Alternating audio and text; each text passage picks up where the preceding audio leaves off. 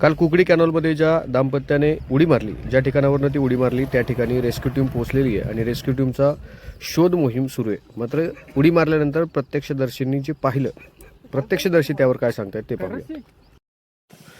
अतुलजी नमस्कार. नमस्कार. खरं तर काल उंब्रज या ठिकाणच्या शिंगोटे दाम्पत्याने या ठिकाणी कॅनॉलमध्ये उडी मारल्याची प्राथमिक माहिती मिळाली. आमच्याकडे अशी माहिती मिळते की तुम्ही काहीतरी घटना घडताना पाहिली, नेमकं काय? साधारण 5:15 वाजता त्यांचा जो छोटा मुलगा आहे की मुलगी माहित नाही, पण त्याचा ओरडण्याचा आवाज यायला लागला इथून. मी माझ्या घरापाशी होतो, माझं घर जवळच इथं. घराच्या बाहेर आलो तर तो मुलगा जोर जोरात ओरडत होता, मम्मी मम्मी मम्मी, पाण्यात पडली पाण्यात. मी जोरात पळत आलो. तर साधारणतः लांब असल्यामुळे पळत पळत इथपर्यंत आलो ह्या ठिकाणी. तर मी प्रथमदर्शी बघितलं की ती महिला वर होती आणि मी पळतानाच बघितलं होतं की तो तरुण पूर्णपणे बुडला होता. त्याला मी बुडताना त्याचा आवाज पण ऐकला होता आणि त्याला पण बघितलं होतं. मी कपडे वगैरे काढून उडी मारणार तितक्यात ती महिला पण खाली गेली पूर्णपणे.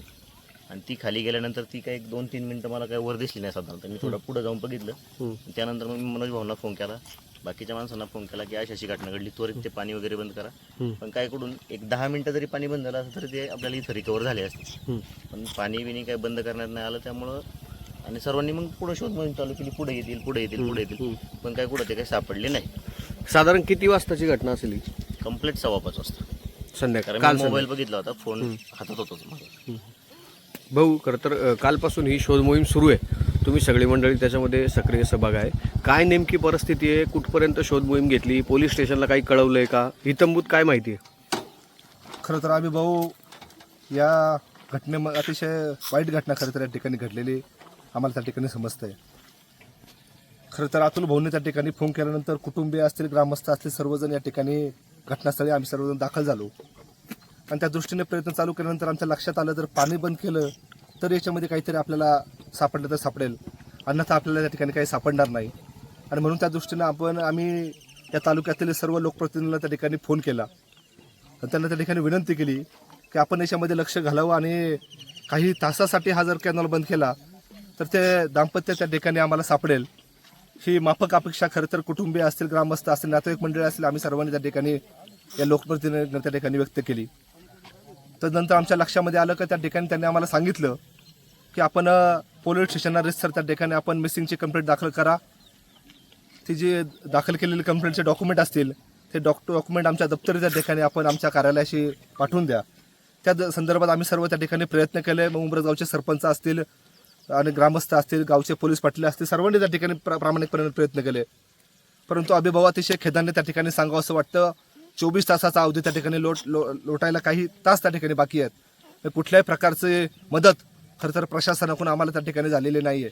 मग त्यामध्ये पोलीस प्रशासन असेल, त्याच्याप्रमाणे पाटबंधारे विभाग असेल, त्याचप्रमाणे महसूलचे काय अधिकारी असतील, कुठल्या प्रकारची मदत खरंच कुटुंबियांना त्या ठिकाणी झालेली नाही आहे.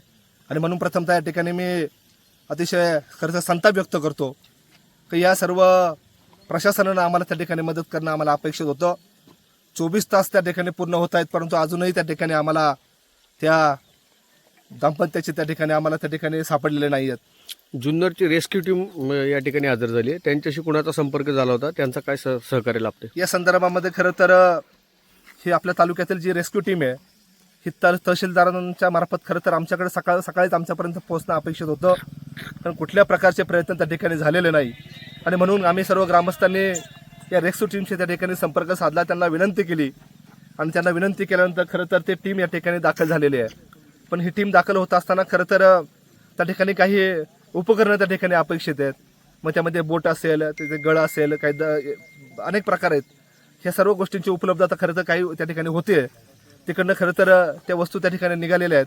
काही तासामध्ये, काही मिनिटांमध्ये ह्या ठिकाणी येतील आणि या ठिकाणी शोध करायला खऱ्या अर्थाने त्या ठिकाणी सुरुवात होईल. तुम्ही आता कुठं शोध घेऊन आले? खरं तर अभिभाऊ, आम्ही हा जो कॅनॉल आहे, हा कॅनॉल जो श्रीगोंदा तालुक्यापर्यंत त्या ठिकाणी जातो, तिथपर्यंत खरं तर ग्रामस्थ असतील, सर्व लोक या गावातील लोकप्रतिनिधी असतील, हे तिथपर्यंत पोहोचलेले आहेत.